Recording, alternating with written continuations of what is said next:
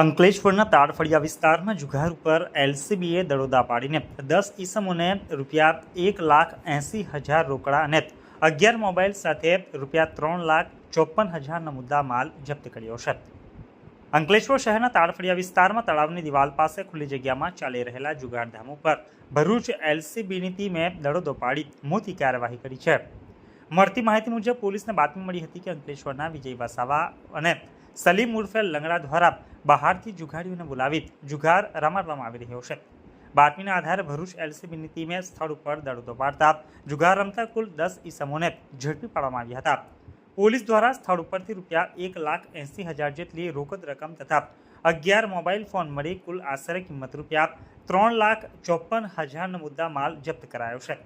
પકડાયેલા ઈસમોમાં સુરતના 5 ઈસમોનો પણ સમાવેશ થાય છે, જ્યારે સમગ્ર જુગારકાંડનો મુખ્ય સૂત્રધાર હાલ ફરાર હોવાનું જાણવા મળ્યું છે, જેને પોલીસે વોન્ટેડ જાહેર કરી તેની શોધખોળ હાથ ધરી છે.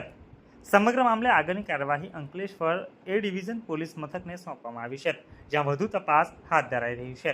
પોલીસની આ કાર્યવાહીથી જુગારીઓમાં રીતસરનો ફફડાટ ફેલાઈ ગયો છે.